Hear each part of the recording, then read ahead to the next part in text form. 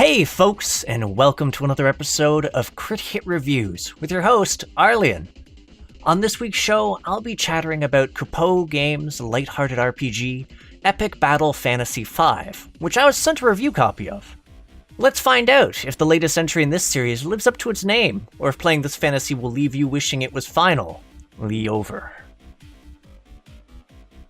Despite being the fifth game in a series, Epic Battle Fantasy V manages to provide a story which not only manages to reference its early iterations, but also manages to provide a fairly friendly entry point for novices to the series. Admittedly, the narrative doesn't take itself all that seriously, as despite a quest to figure out what's endangering the world and how to save it, it manages to introduce all sorts of hijinks and chaos, which is frequently caused by the comically dysfunctional party you're leading.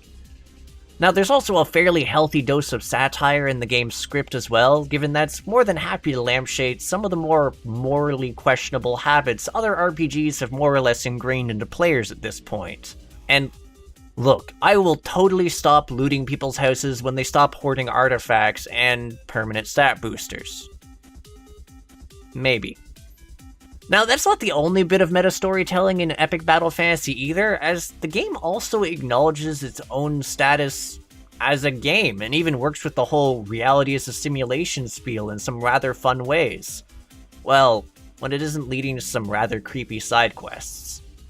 Altogether, I found getting to know the various characters through both the story and their in-battle banter fairly enjoyable, even if Lance is a bit of a prick. And the story kept me sufficiently entertained until the end. Now, whilst the very beginning of the game might provide the player with a rather deceptively simple experience to get into, the game is anything but that, as it launches into a rather sprawling adventure RPG with a large world map chock full of secrets to uncover, chests to loot, and block puzzles to solve. Don't worry, they're actually pretty clever, so I'm not going to gripe about them. That said, the biggest hurdles to be found are in its namesake, as the battles can provide some positively challenging experiences to overcome. I mean, sure, there is optional difficulties, you can tone things down if you have a tough time, but the game also has an absolutely grueling epic mode, which scales things up to an extremely challenging degree, all but requiring you to fully learn the best applications of the various skills acquired from both the characters and certain side quests, as well as the ways that weapon and gear can synergize with those abilities. And honestly, given the namesake of the game, this might actually be technically the default setting. But, you know, splitting hairs. No shame in playing normal mode. Now, upgrading equipment is important, but a notable point of interest for me was the sheer amount of outfits and weapons meant that there was a number of very different, but ultimately viable ways that you could set up your party. And the ability to swap party members in and out also allowed for some entertaining setups to certain shenanigans.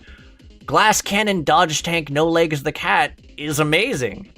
Admittedly, my fashion choices did suffer a bit when I chose to play on higher difficulties, since I had to be more conscientious of what I was wearing. That said, I found it genuinely rewarding that regardless of whatever way I upgrade the various bits of equipment, they all felt useful in their respective fields of proficiency. And that's something that most games that have a large amount of equipment don't have. Still, I think a portion of the game I might have spent too much time focusing on was the summoning aspect, as you can actually attempt to capture the very creatures you're battling, to then use one of their trademark abilities as a repeatable skill in combat later on. So sort of like Pokemon, but if you had the option to murder Weedle every time it darkens your doorstep, instead of knocking it out.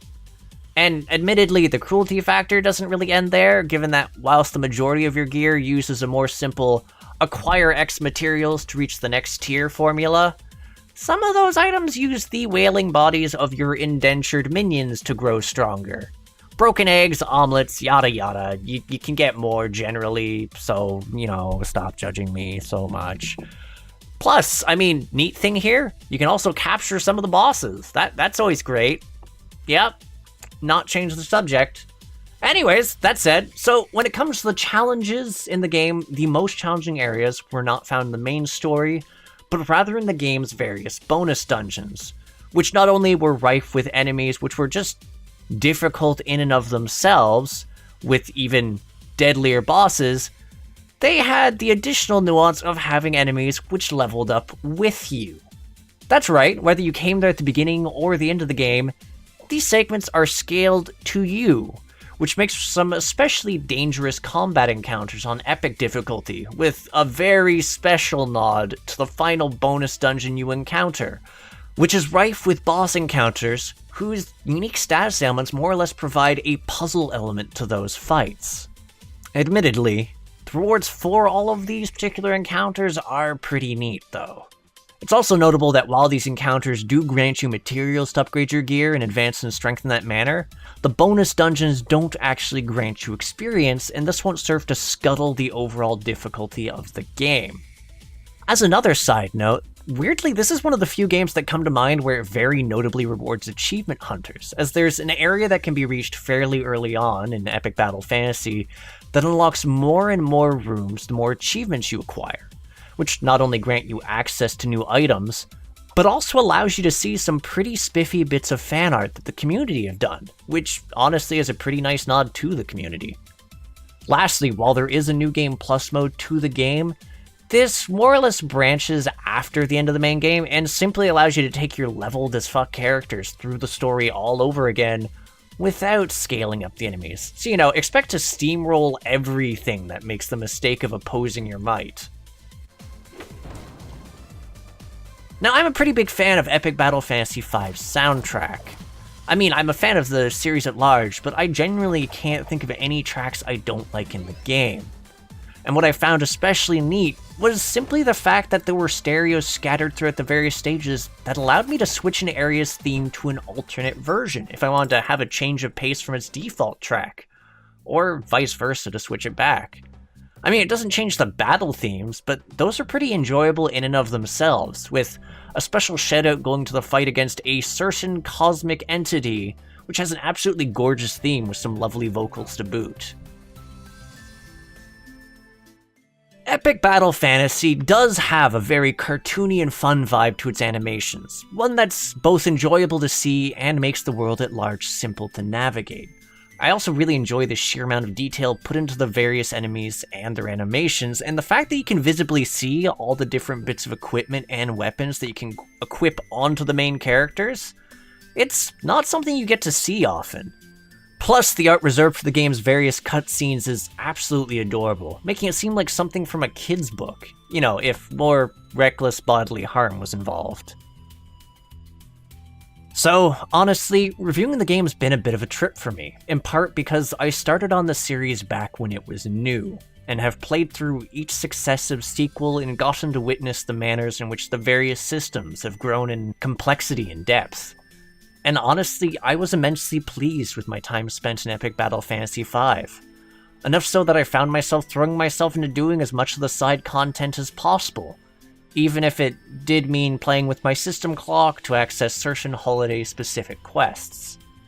Plus, I'll totally admit I'm a fan of tropes and overall silliness in gaming and anime, and it chooses to reference and lampshade both.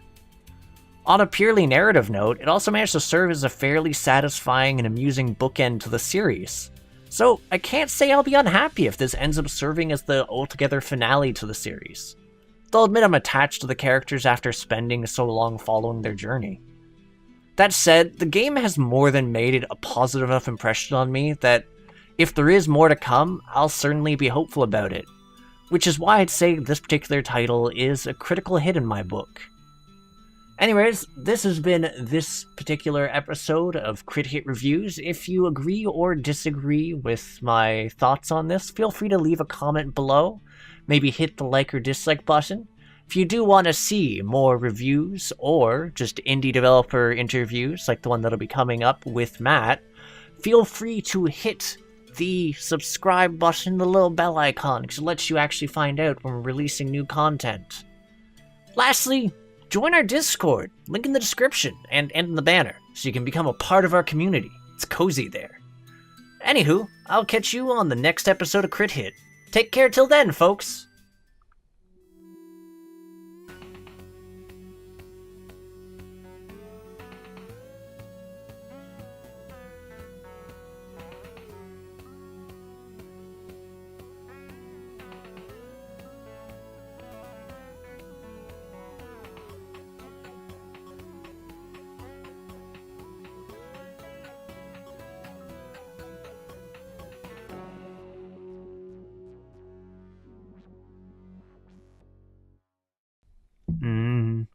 I just scrapped that thing.